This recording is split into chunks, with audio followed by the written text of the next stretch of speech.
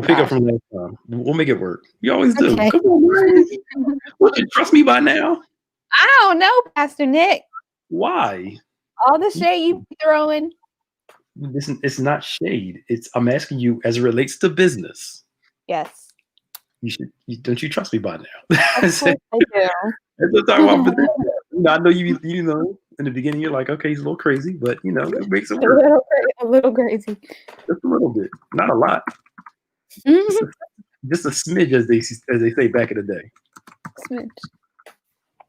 Yeah.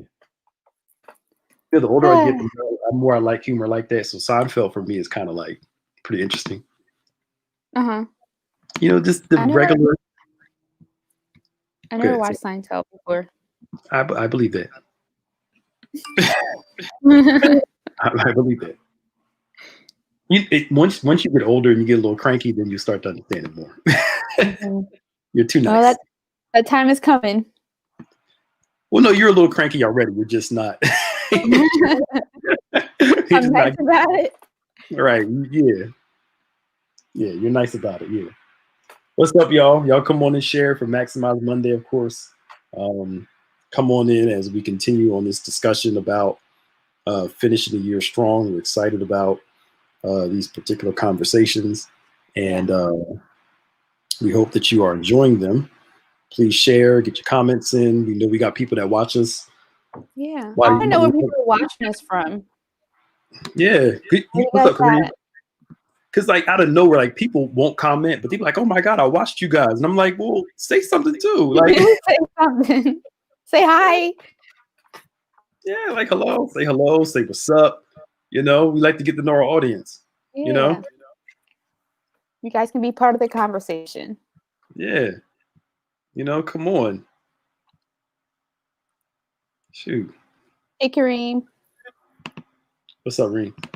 Yeah, come on, y'all talk to us. People watch us. Just say what's up. Say hello. What'd you say? The author said you're not old. No way, no how. Say it again. Oh. The author said you're old. No way, no how. Well, I'm not old. I don't know about that one. No, I am not old. I'm not physically old, but I have a little bit of an old soul, and it's like, yeah, when you grew up around a bunch of adults all your life, and that's what happens. What's up, Deneen? How you doing? All right. What's up, Dwakia? How are you? What's up, Kife? Hey, Deneen. Kife. Oh man. Part of me is like, we should have rescheduled this, but I'm like, no, I'll keep doing it. I'm like chilling. It's hard doing it from home. Yeah. My focus isn't the same. I'm good. Get it together. Yeah, you guys are good for 5:30, right? Yes, we're good. Okay. All right, sweet. Praise the Lord. So y'all come on and share. We want to talk about finishing the year off strong and talk to you guys about how to make this last quarter of the year a good one, as well as getting ready for 2020. If you didn't get a chance, whatever, 2021 year, 2021. If you didn't get a chance to watch the last two, we went over a bunch of stuff about a bunch of stuff about goal setting, planning, all those things. We talked a lot about that the past 2 weeks. So go back and watch on the YouTube or Facebook page, Maximize Mondays for the past 2. We talked a lot about, I don't even remember half the stuff we said about finishing the year strong. But go back and watch it. And we're trying to get out of 2020. You don't want to go backwards. Right. But you know what I hate about the changing of the year is the new year, new me phrase. Mm-hmm. I can't stand that phrase. New year, new me. New year, new me. You've been saying that for the past 10 years. You're still the same. It never worked out that way. Stop. If you're the same person, it's going to be the same type of year for you. Mm-hmm. Almost like Groundhog Day. I think that goes back to what we said last week about people just trying to jump on the bandwagon and not being authentic. Mm-hmm. And what it does too, you're right. You jump on the bandwagon, and also we see it as a form of escape. Mm-hmm. We look at December 31st as a as like Lincoln freed the slaves. Like it's like we're finally out of this thing into a Mm-hmm. new year, and and don't realize that if we're still behaving the same, Mm-hmm. then each year's going to look the same. And Yeah. I'm not against changing times and being excited about times changing, but what's that old adage? The more things change, the more they stay the same. Mm-hmm. You know, um, Yeah. part of that is our responsibility. And the other part too is I'm not bringing people into the new year with me. Well, why did you have them with you in the first place? We always look at the other person and not our choices. Hello, you brought Yeah. them into your life. Yeah. Some of y'all call me judgmental now, but it's just It's it's true true. though. I mean, it's like you are often the common denominator in how things work out and who you're connected to. So Oh, oops. this is a Absolutely, reflection. absolutely, and and a lot of this new year stuff we can't keep looking at it as an escape. We got to start looking at it as something where it's intentional. Is that your dog? No, it's my mom. Oh, she coughed Bless you, loud. mom. Yeah, I'm surprised you didn't start running and start spraying Lysol. Are Right. you sure? Like, Yeah, she's right. right. um, uh, we're always trying to escape Mm-hmm. rather than trying to. Hey, Holly, rather than trying to plan and strategize and be intentional about our Mm-hmm. lives. And you know, when you read a lot in scripture, there's not a lot of escape from stuff. It's stuff we have to go through and manage and deal with. Yeah. Because who's to say the pandemic's going to end in 2021? We don't know. If our electorate still goes like this, we don't know how the Yeah. world will be next year. All Mm-hmm. we know is that we trust in the King and the kingdom, no matter what year it is. All right. You know, That's all we can do. yeah. A lot of it's up to us, and I think we blame God and the devil for the lack in our lives when we hold a big personal responsibility in where we go in life. Mm-hmm. We're going to talk about this a little bit on Wednesday. I was so convicted by this study. Oh my God. Uh-oh.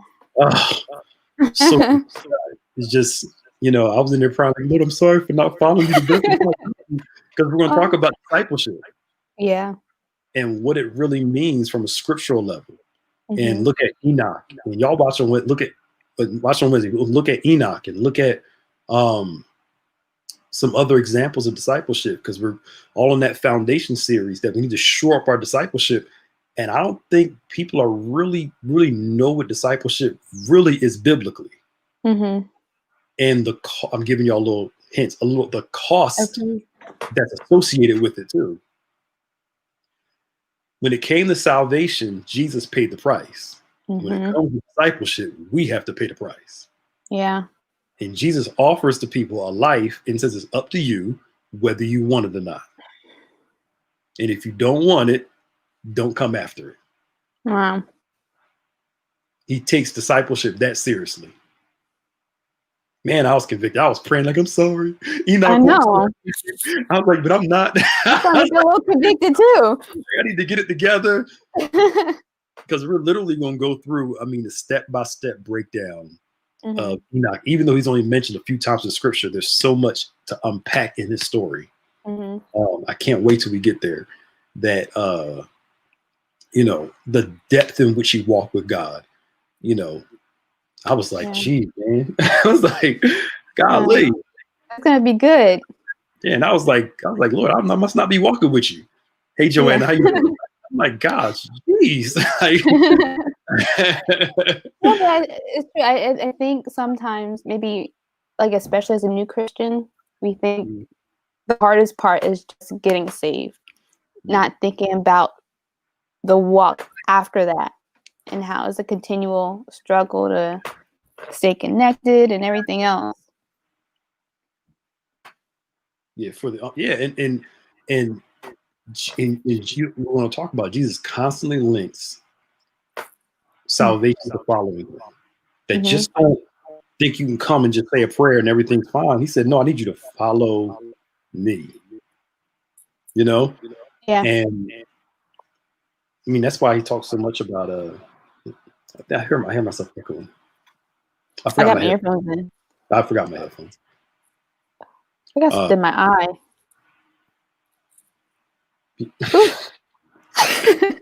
But I'm gonna start talking about this and be all in the Bible study lesson on Wednesday. But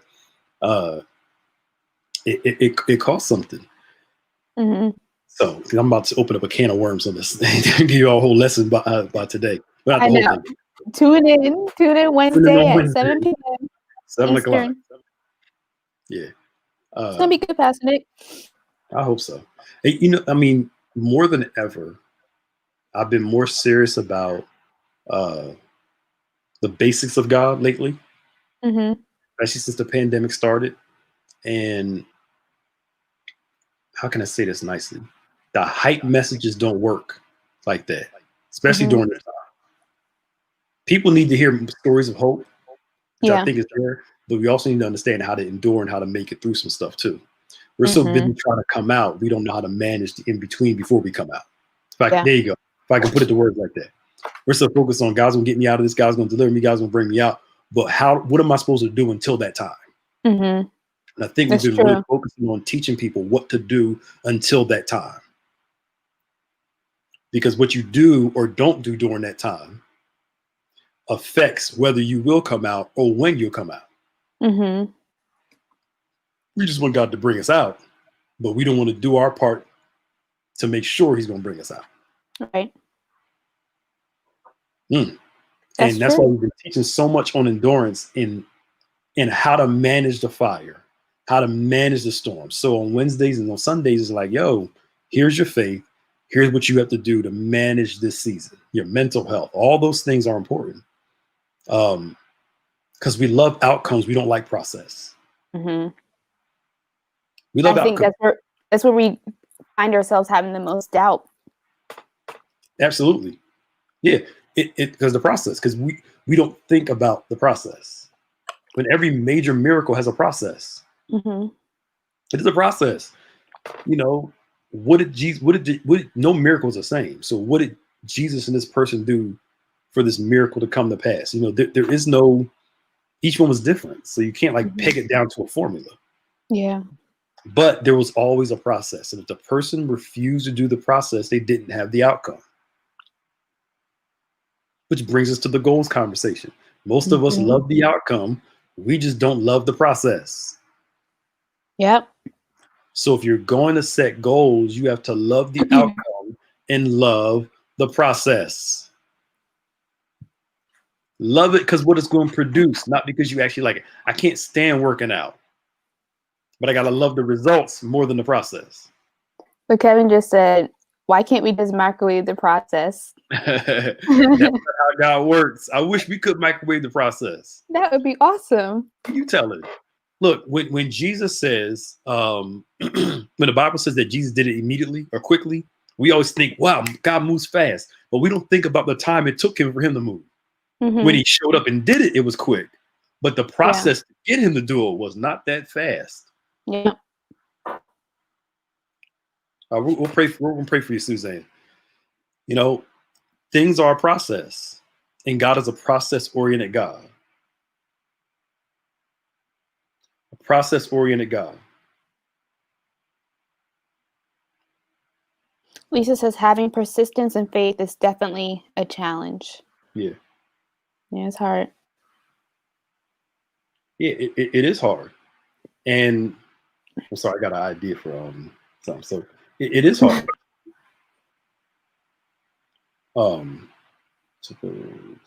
See, this Bible study thing it's really it's in my mind now. So we got to think of process. What's up, A? Think of process. So when you're planning your goals, think of not just you getting there, but how you're going to get there. What is it going to take for you to accomplish to reach this thing? Yeah. And I feel like that's where a lot of people can get stuck because they have like very broad like bullet points, but they don't lay down a step-by-step process of how to get from point A to B. Right. Exactly. And that's the struggle that most people have, is they're not willing to just set aside and just say, here, boom, this is what it is. 1, 2, 3, let's plan it and let's do it. And then watch this, understanding that process, what's the word I'm looking for, has to be flexible. I would say it can change. Yeah, because stuff changes. You know, like COVID. You know, everybody got plans, and then COVID. You know, now what? Right? And some people stopped. There's some things we were doing before we stopped, and then some of us learned how to adjust what we did to fit the current culture and the current climate. So that's the big question: are we willing to adjust the process? So we got to create the process, love the process, and keep it flexible enough to adjust when necessary. Yeah. Yeah. You want to go get some Visine or something? No, I'm okay. Okay. Are you sure? I think it was, okay. I had an eyelash up in there or somewhere. Okay. But yeah, but life goes on, and just because the one direction that you felt yourself moving in didn't pan out, like you can't just stop. You have to move on too. Yeah. I think there's a scripture somewhere that God talks about. The Bible talks about that God laughs at the plans of men. You know, we can make all the plans that we want to, but as Bishop says, we make plans and life happens. Yeah. I think that's why important. The other important part too is not just praying for the life that God has for you, the outcome, but also pray for the process too. The Bible says when the Philistines came on David, that David went out and fought him like any other time. The second time around, he prayed again, and God gave him another strategy. Our problem is we keep using old strategies on a similar situation when God may want us to do it a completely different way to do it this time. I don't think we check in with God as much as we should. Yeah. I really don't, about process. Wow. He's like, I did it before, I'm gonna do it this way again. And we never, you really like your mom today. We never, I don't say never. We often don't pray, God, give me, how should I do it this time? I'm not talking about simple stuff like towels you got to buy for your house. You know, buy the towels that match your that match your bathroom. You know, I ain't talking about deep stuff like simple stuff like that. I'm talking about, you know, right. How do you want me to go into this business conversation this time? How do you want me to approach this meeting? How do you want me to approach the study? How do you want me to be open enough to let him give you guidance and instruction on how to do it? Because it could be the same problem with a different process. That's true. I mean, I don't know that much about football, but what I just keep on thinking is like, we can know the game, but sometimes we need to check in with the coach because he might have a different perspective on things. So you gotta check in with God. Yeah, I mean that's why like the head coach is usually at the bottom. Some of the assistants are up in the booth up top, and they're watching from up top, and they're letting people know on the ground what they see up there, and the people on the ground let them know what they see up there, and it's this constant, you know, scenario of working stuff out. But Marilyn said it too. We're too impatient. Yeah, we just want to do it and just, you know, bypass the process. I almost said something. So, let's take this for example. You know, not willing to do the hard work of the process. So, I had somebody come to me like, "Oh yeah, you know, drink this stuff and help me lose weight." I'm like, all right, that's cool. But I'm like, but if I'm doing drinking all day, of course I'm gonna lose weight. Yeah. I'm not eating. Right. And then you wonder why the weight comes back so quicker, so faster, you know. And I'm not against those things. I'm saying you can use those things, but Mm-hmm. understand there's more to it than just that. That's all I'm trying to Right. say. No, for There's more sure. to it than just drinking a shake. And, you know, you got to eat right. Yeah, like doing it that way is probably not giving you all the nutrients that you need to make it in the long haul. Right. So you have Exactly. to go through the process, get everything out of it that you can, so that by the end of it, you'll make it out full, nourished, Yeah. healthy. Yeah. And I'm like, look, I'm not against that. Drink cheese, drink smoothies, do all that stuff. As long as they're healthy, as long as it's healthy, Mm-hmm. you know. I remember before when I think Beyonce and a couple other artists were doing that crazy detox. It was like putting cayenne pepper and a bunch of other stuff, and you drinking Yeah. that for like a couple of days, and people were going off about that. And I'm like, they only do it for a few days. It's not meant to be Mm-hmm. done for like a week or 2 weeks. You probably, you know, you're gonna get sick from that. But again, we love the quick fix. Yeah. And you see it all over. How can I get this thing as fast as possible and bypass process? That's because we have this thing where we think that successful people got there overnight. Mm-hmm. And that's far from true. Far Nope. from true. Far from true. They've been working at it for years. Yep. But we don't like process though. Our church is quiet today, boy. You know it's true. And we got to set aside time for it. So we gotta understand this process, pray for process, love the process, and make sure that it's flexible. Mm-hmm. Okay, where you can make adjustments along the way. Mm-hmm. So I'll be honest, the Sure. love the process part is probably what's a little bit more challenging to me. Okay. Because how am I supposed to love this if it's making me stressed and everything else? Well, the way you love it is loving what it produces. That's Okay. the thing. So it's like I said, I don't like working out, but I Mm-hmm. love what it produces though. Okay. And if you keep your focus on what's being produced, Mm-hmm. it makes the process a little easier. And the other thing, like we said, I think it was the first time God celebrated himself after each day. Mm-hmm. Yeah. Celebrate small progress, and it makes it Mm-hmm. more enjoyable. Gotcha. Those of us who are very nitpicky with certain things, the process isn't as enjoyable oftentimes because we nitpick every little minor thing. Mm-hmm. And so it takes the enjoyment out because you're so busy. It's Yeah. it's like finding something wrong with everything. Mm-hmm. Um, I think they say you reach excellence when you shoot for perfection, and that's the Nice. goal. Nothing's ever going to be perfect, Right. but you shoot for it and you hit excellence. Right. But I trust me, I get it. I get it. I think a lot of it's what we say to ourselves too. I Mm-hmm. don't want to do this. It's too hard. It's too stressful. I hate this. No. Again, especially if you're a nitpicker, you get on your own nerves. Yeah. Like, why can't I just be like? It seems like everybody does it so carefree, and you're like, Guilty. But then it's funny because at the end of things, I'm like, oh, that was kind of fun. yes, right. Or that wasn't as bad as I thought it would be. Right. You're like, that wasn't as hard as I thought it was. You complained the whole way. Right. Rather than, but what that's supposed to produce the next time you do it, you're a little more calm. Yeah. Because it's like, it's not as bad as I thought it was. I think that comes with experience. The more you do something, the more comfortable you feel at it. Mm-hmm. Like, I'm almost sure you creating like a flyer or putting up like a small graphic at the bottom of something shouldn't stress you out as much as it did before. Not as bad. I know. I would hope not. Not. I mean, because when you get used to doing it, there's a certain comfort level with it. Yeah. And I think that comes with experience too.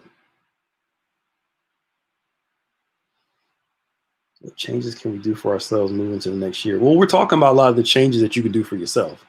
And I've learned to stop trying to convince people to do the same thing. Honestly, Yeah. I just kind of help people, encourage them. I think this is good. I think this is a good idea. But they have to pull their own wagon. Yeah, just I just when the Bible says in Galatians 5 to the Bible says bear your own burdens and bear you another burdens. If I remember correctly, it's two different phraseology. The first one, bear your own burdens, it means you bear up your own burdens. When it says bear up the burdens of others, it means it talks about more assistance. I'm not going to carry it for you, but I will help you carry it. Yeah. Because I got to carry my own. Yeah, that's enough. Yeah. So we all have to learn to carry our own burdens and assist each other in carrying theirs, not carrying their burdens. Yeah. Always remember, Jesus, the Messiah dies for the one. The Messiah is always crucified by the one that they're there to help. You can't be everybody's Jesus, y'all. We can barely change ourselves. I don't know why we think we can change other people. So, any more questions? So we got process. Anything else you want to add on the process part? No, I think we're good. You just got to hang in there. Modify and adjust. Okay. All right, minister.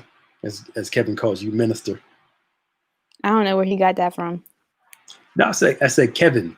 Coach, I'm not calling you actual minister. Everybody's a minister in their own right, a certain.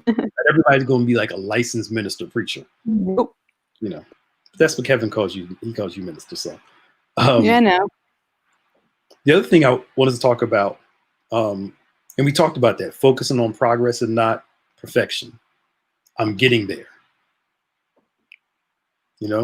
I'm getting there. I'm not all the way there, but I'm getting there. Celebrate small progress on the way. Yeah. Understand too, your environment, you're a product of it somewhat. Product of your environment. Here you go. Let's look at this from a couple of different angles. What does your environment say to you every day? Are you inspired by your environment? Oh boy. When you walk into your house, does your house or part of your room inspire you? Yeah. I don't think we think that in terms of. No, we don't think that deep. We don't. And then, like, we're all like sponges. We soak up a little bit at a time without even realizing it. Yeah. And are we in an environment that stimulates growth? Are we around people and organizations that stimulate the best, that stimulate something in us to become the best? Or do we kind of just stay in an environment that makes us comfortable? Yeah. So we need to check our environments this year too, because the right environment makes you uncomfortable at times to produce growth. It demands you to grow. Like, if you're going to be around us, you're going to grow. Mike can tell you about that. We're going to, because we put a demand on ourselves and it's on other people. But sometimes the demand is not always spoken. It's exemplified. Yeah. Yeah. Crazy amount of times I was about to go home and then I see Bishop still in the office. I'm like, let me go back. And he didn't tell me to go back. It was just, yeah. But the example, So are we in places, in environments, excuse me, that stimulates growth? And I think sometimes that could be the make or break too. Yeah, it can be. Yeah. What are the people around you stimulating growth? Oh boy. A lot of people love yes people, where they're around folk that just tell them what they want to hear and all those things. Yeah. Yeah, and but that's how we have to make sure we live. Is are we in a place of stimulating growth? So you should have like a vision thing, something that you see that stimulates inspiration for you. I know people create vision boards and stuff like that. Something that inspires you. God knows we're visual. Something that, whenever you see it, it gets you going. that when you don't feel it the best, you look at it and it kind of just, Yeah. Get you going. Keep going. And I think that's where, I know we talked last week about networking, but even being in a circle of people and seeing people strive and make it, that encourages me to, keep pushing and do what I need to do also. So that it's important to put yourself in those sort of environments. Yeah. To serve as the So vision for things. absolutely. So we got process. We talked about that part. Now this is another part that's kind of hard, and I'm going to take it for myself. Is taking time to reset and recharge. Mm-hmm. In our fast-paced lives, when do we ever just sit back and just kind of contemplate?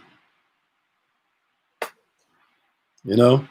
And just kind of like, today I'm going to just, well, for this 20 minutes, I'm going to sit here and just kind of get my head together. Yeah. Because your physical health and your emotional health are just as important to your growth. No, definitely. Yeah, and certain foods mess with your brain. They give you brain fog. Ooh, our diets have been challenged, showing us that they've actually linked it that a huge percentage of your mental health is in your gut. Yeah, I remember hearing that. Yeah.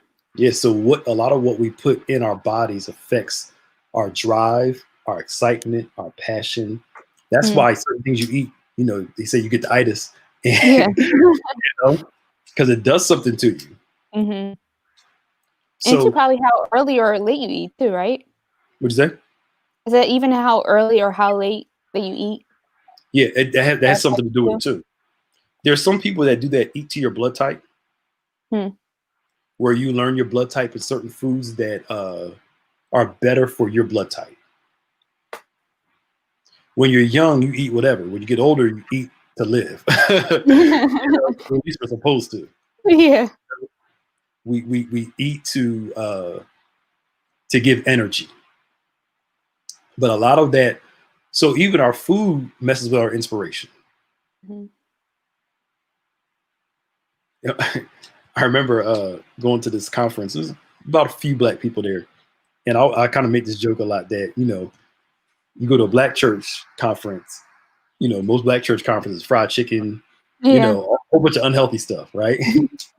I go to that conference down there, we got sandwiches, salad. a salad, and I was like, this is totally different. But they want you to learn. Right, because when we go back to their sessions, we're not all full with a whole bunch of grease and all that other stuff. Yeah. But a lot of factors play into what pushes us. So we got to pay attention to process. What else we talked about? Process. Taking time to reflect. Reset, recharge, something between that. Networking? No, not community? Networking. No, it wasn't that. Vision? Oh, an environment that inspires you. Yeah. Your product of your environment. Something that inspires you. Something that keeps you going. Now, the other thing, I think we kind of referenced this a little bit last week too. Understanding that goal setting will make you stand out from people. Mm-hmm. Living life on purpose changes your relationship some. We kind of talked about that last time. Yeah. And understand that some people will support you, some won't. And you have to be okay with that. Yeah. That's the hard part. Yeah.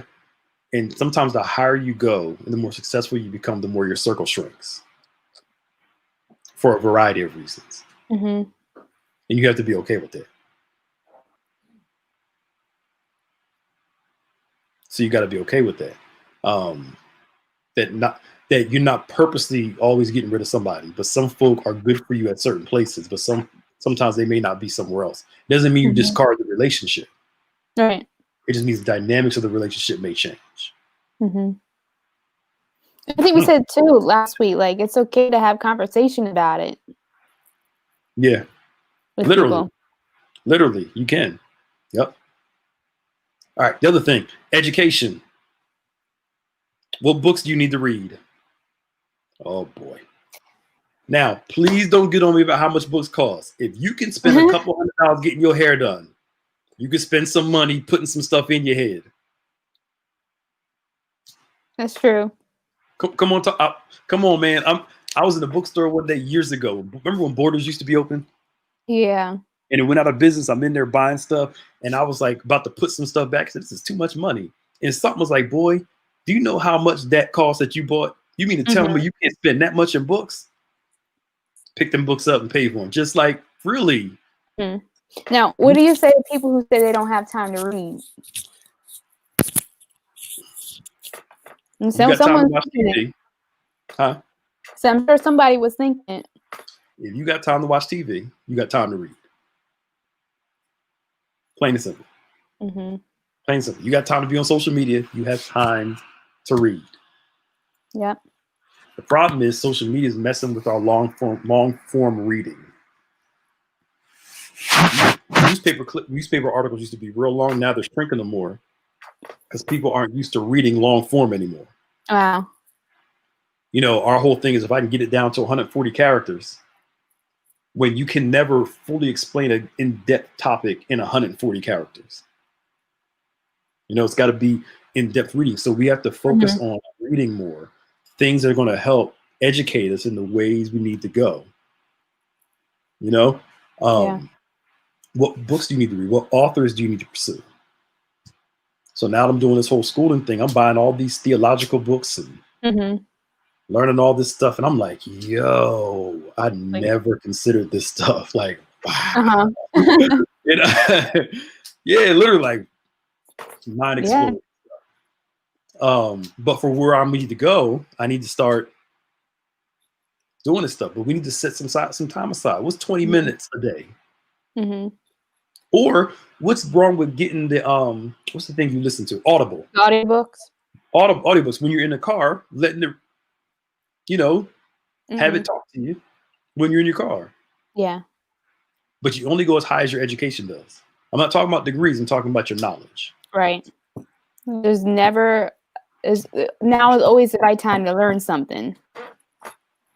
It doesn't stop after you graduate. So what books do you need to read? Authors, what podcasts you need to listen to educate you in the field of the thing you want to do. Also, another thing, I feel like there are a lot of online classes that are free on topics that might be, of your interest. So even check those out. Absolutely. The Bible's a great book. It has a lot, especially the book of Proverbs. There's a lot about success, a lot about all those things. And also read other books to help you too. Another thing that will help you, I don't know if I ever talked about this. I might have, I don't know. Is reading reading the book of Proverbs every month. Did I talk about this on here before? I don't think so. If you want your wisdom to grow, read the book. This is considered somewhat of a podcast, yes, somewhat.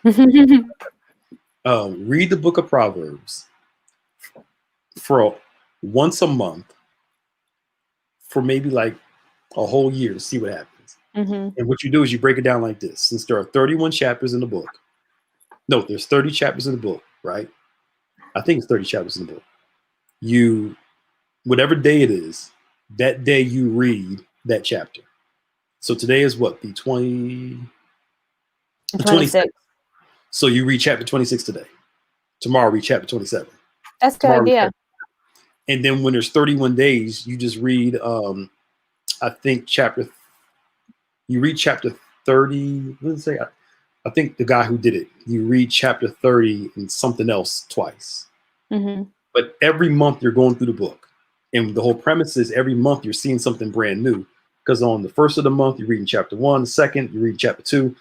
And for a whole entire year, this guy said he actually did it longer than a year. It changed his whole entire life. Wow. The stuff he learned and started to apply from reading that book every single month for a whole year and some change. It radically changed his business. Because in there it talks about contracts, it talks about work, it talks about business dealings, it talks about what to say, all that stuff. Changed his business, his family, his personal life. I would say try it. Yeah, I'm definitely gonna try it. Try it. Try it. So do you need to start at the beginning of a month? Can you just start, No, you can start now. whatever day it is? You can start now. Okay. Start on chapter 26 today. And just read whatever chapter and just keep doing it every single month. So you're literally reading the book 12 times in a year. Yeah. And it says, watch how it radically changes your life. That's great. I'm gonna do that. Because it has tips for just common living.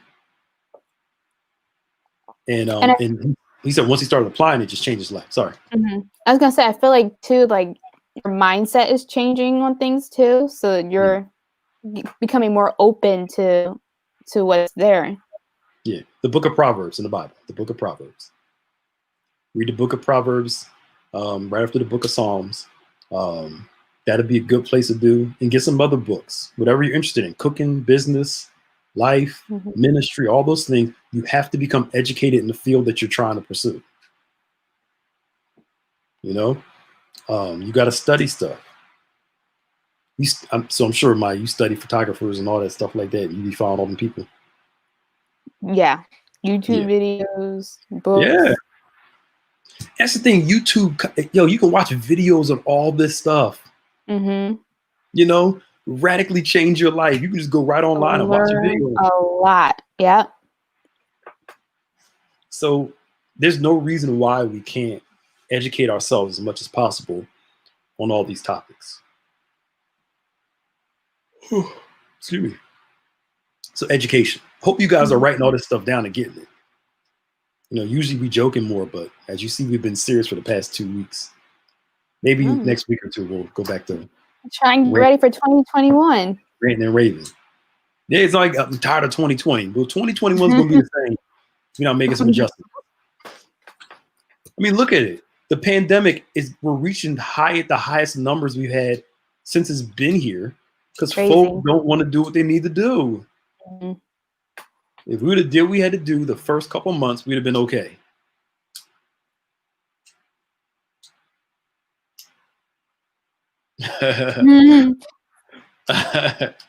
That's not judging Ava, but a part of that is we're going to talk about it Wednesday. Is that whole discipleship piece? That's the other thing. Last point, we'll be done on this. Who's your mentor? Who's your mentor? Who are you allowing to mentor you in all of this? Yeah. Who can teach you? Who can you follow behind and learn to do things better than the way you're doing it now? They're already successful at it. Huh? So that's important. Yeah. They're already successful at it. Learn from them and put it in your own way. Like, I'm not Bishop and he's not me, but he's a mentor. So I learn from him. So you see him in me. Some people, I feel like I'm losing myself. You're not losing yourself. You're gaining yourself when you have a mentor. I've heard people mention in the past about how they've been hurt by the mentors. Okay. For whatever reason, maybe your mentor was jealous or, what. How do you deal in those circumstances? In those circumstances, every now and then we'll have a Saul. I call it Saul in our lives. Like Saul in the Bible. Saul was there to teach David what not to do when he became king. So even a bad mentor can teach you something. What not to do when you reach a certain place and when you have people. So you won't do to them what was done to you. Yeah. It gives you some compassion. So you can learn from anybody. The other thing too is when you have a mentor, sometimes the mentee has an expectation that the mentor can't fulfill. Wow. And a lot of disappointment with leadership is I wanted you to be something. First, I never told you about it. Right. And I'm mad you can't be it. And number two, the person may not be able to be that to you. And you're disappointed because, now you're mad at the mentor when it's not their fault. We're victims of our own expectation. We wanted the pastor to be X, Y, and Z, but the pastor couldn't be that to us. And and we're mad at the pastor when the pastor's like, that was never their role to fill. Do you think that people pick mentors based on like their notoriety instead of like their actual experience? Oh, absolutely. Some people pick mentors for hoping for a step up, that one day they'll notice me and give me a shot. So they're not really coming to learn. Yeah. They're coming just to mooch. They're coming for opportunity. There you go. And some mentors will mentor a certain person out of opportunity. It's not about the person. It's about the opportunity. That whole Father Sons panel we did, the pastors with Bishop Walter Thomas and all those people. When Bishop Walter Thomas said, we asked the question that fathers already have what they need, and everything their son brings is an overflow. You know, so the mentor is not pimping the mentee, and the mentee is not pimping the mentor. But a lot of people are victims of their own expectations. All right. Anything else you want to share? No, I think I'm good. Oh, that is not a surprise. A lot of good conversation today, Pastor Nick. Shut up. Y'all see how she do me, and y'all be on her side. Y'all don't understand what how hard it is to be me. Oh, it's so hard. So what's going on this week, Mom? So today at 5:30, we have our recap with the recap team on all of our social media platforms. Tuesday at 7, we are meeting with our Safe House Men's Ministry for another discussion. Tuesday at 7, we have what we already know is going to be an awesome word impact because Pastor Nick gave us a little snippet of what you guys are going to be talking about. So that's at 7 o'clock on Wednesday. Thursday is going to be a rebroadcast of the encounter, and Friday a rebroadcast of the discussion. And then Saturday, of course, we have On Point in the morning at 9 a.m. And then at 6 p.m. we have our emerging worship service. Yes, you can have a mentor that's of opposite sex, as long as with right boundaries. No problem with that. It's always it's the mentor's job to maintain the boundaries. Always. But one of my first major teachers of the Bible, outside of Bishop, was a female. I learned a lot from her. So yeah, you can have a mentor of the opposite sex. There's no problem at all. Because we're out here for business. You know what I'm saying? Or whatever you're doing. So, all hearts and minds are clear. Maya told you the schedule. We'll be back next Monday. Maybe we'll be back with some craziness on top of back to our normal selves. But we try to be serious about this because we got to get this thing going. Yeah. Serious tone. There's some stuff we've been sitting on for years we need to get finished. And, I don't want us to be those same people every single year. This year, I'm going to finally do it this year. I'll pray for you, man. And we can do it if we get out there. Put in the work. We got to put in the work. Yeah. We have to put in the work. You have to exercise caution when you're being mentored from opposite sex. Again, it's got to be that clear boundary. Between you, and even if the mentee wants to cross the boundary, the mentor does not allow it. And either has to dissolve the relationship or just put some distance until the mentee learns. But because not every mentee wants to be mentored for the right reason too. So do you get vibes of that beforehand, like little inklings that maybe she's not in it for the right reason? Yes, you can. It can. It's like most women when y'all lie, be like, I didn't know he liked me. Like, shut up. Shut up. Yes, you did. Shut up. And men do the same thing too. What do you mean? Yeah. He or she is just friendly. Stop. Just stop. But here's how I put it, and this will help you out, Ava. You can't choose the vessel that God's going to use to bless your life. If we're so hung up on the vessel, we'll miss God.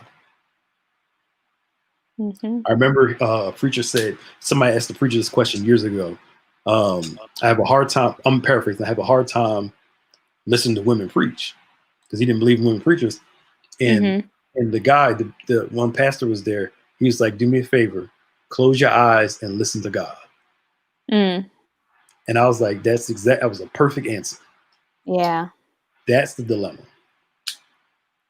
That's the dilemma. You know, we got to be able to be open to whoever God sends to help us. Mm-hmm. You know, they could be a different race, different gender. You never know who God can use to bring something into your life. Yeah. You never know.